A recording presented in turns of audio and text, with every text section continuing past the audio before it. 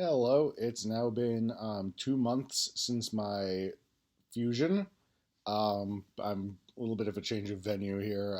Didn't feel like setting up my entire recording setup at my desktop PC, so I'm using my laptop in a different room. So this is what my living room looks like. Whoopee.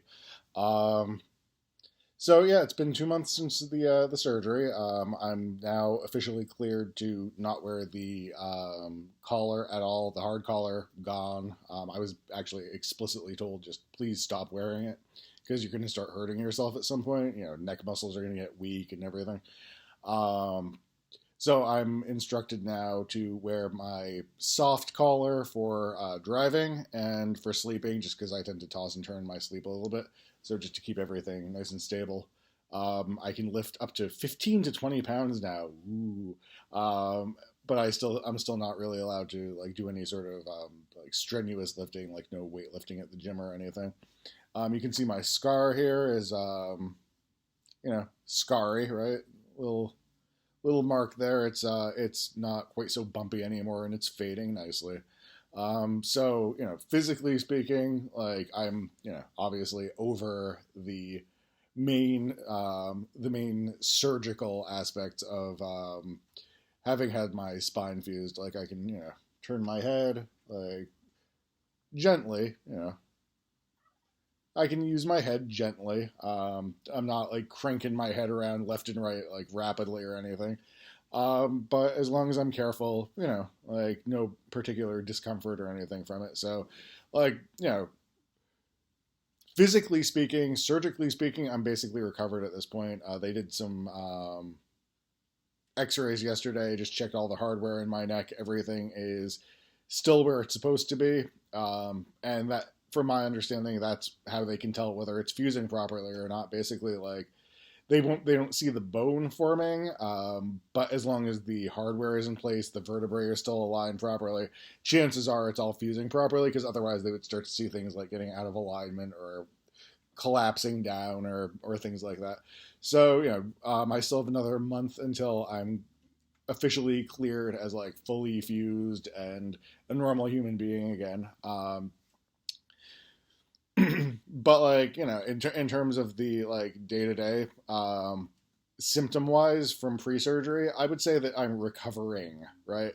I feel overall better on a day-to-day basis. That's not to say that there aren't days where the pain is just as bad as it was pre-surgically, but it's actually, like, I would say it's decreasing in severity and frequency. And I mentioned that to my surgeon, and he said, "Yeah, we'll take that as a good sign." Like someone who's had a, compressed spinal cord and compressed nerves for as many years as I've had, he says, like you're going to be on the longer end of symptom relief, and it could kick in like anytime from 3 to 6 months after. It'll just be like, oh, this is much much much better, like magically.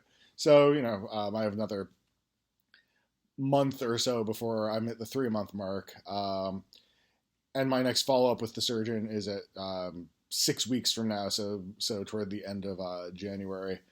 But yeah, like life is pretty normal.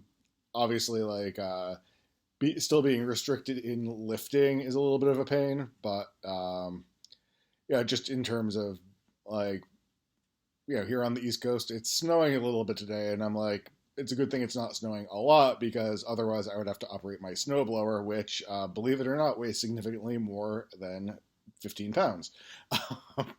So, still like a little bit of concern around things like that, but hopefully we can get me to the 3 month mark before I have to use the snowblower.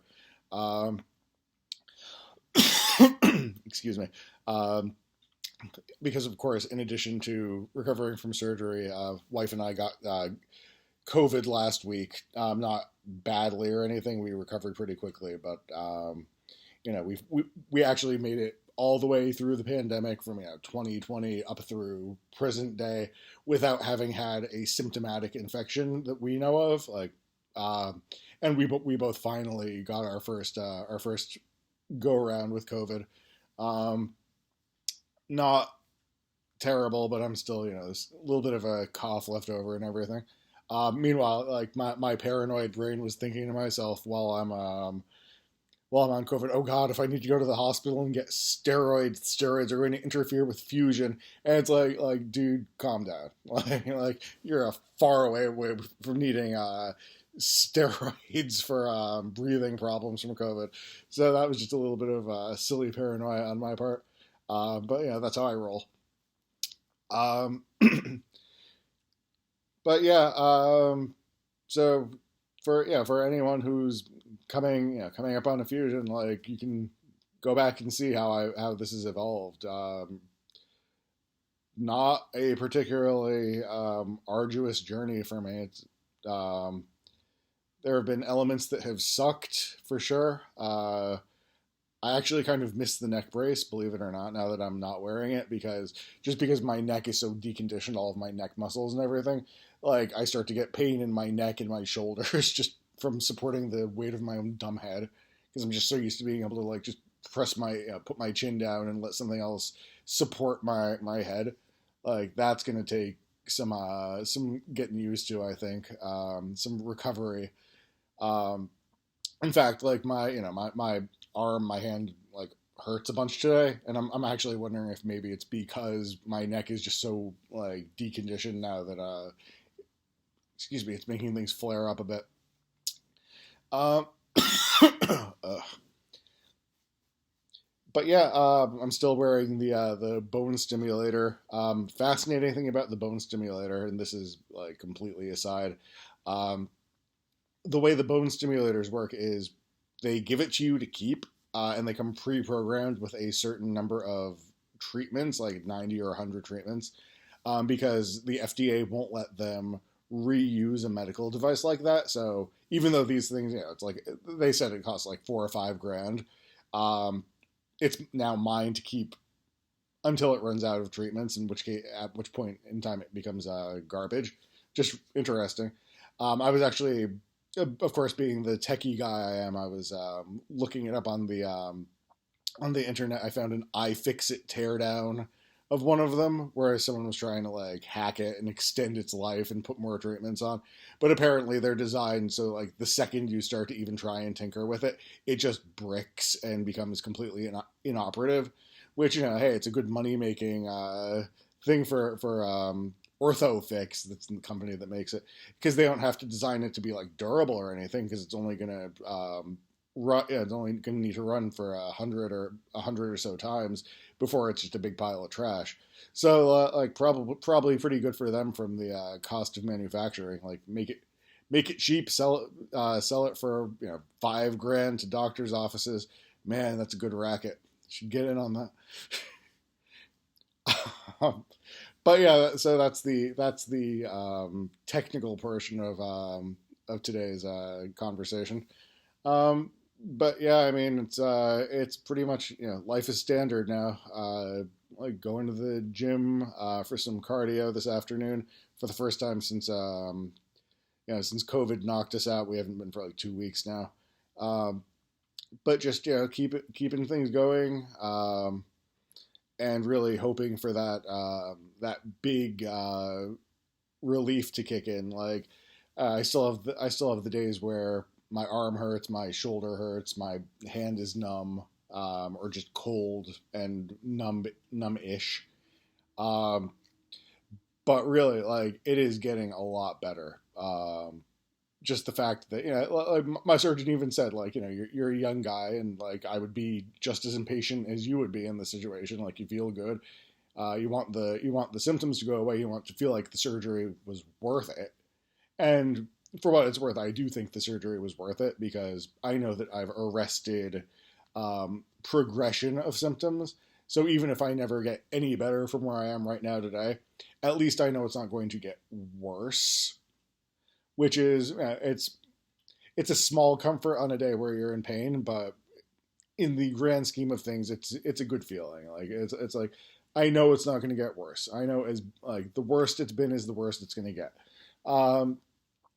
So I'll probably check in. First of all, if anything really interesting happens, I'll check in. But probably 6 weeks or so after my next doctor's visit, once I'm theoretically fully cleared and a normal human being again. One other thing I forgot, something that was really kind of scary and interesting, was there was one night where I was typing with my left hand, which I've never really had any symptoms in, and I flexed my fingers back, and they started going like this, like crazy trembling.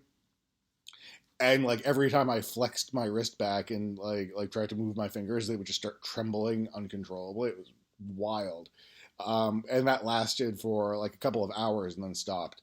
And it's like, wow, like some nerves there that had previously been compressed on the left side were clearly like coming back to life and did not know what to do with themselves.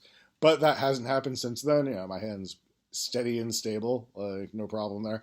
So it was just weird. I haven't had anything that like impressive or significant on my right side, which is where I've had all the problems. But I mean, there might just be a day where I wake up and it's like, oh wow, my right hand is going crazy, which will be interesting if it happens, and I'll certainly report on that one. But yeah, so that's all I have to say right now. Check back in a couple of weeks once I am at my 3 month mark and fully recovered as far as my doctor is concerned. So thanks for watching. Enjoy your holidays.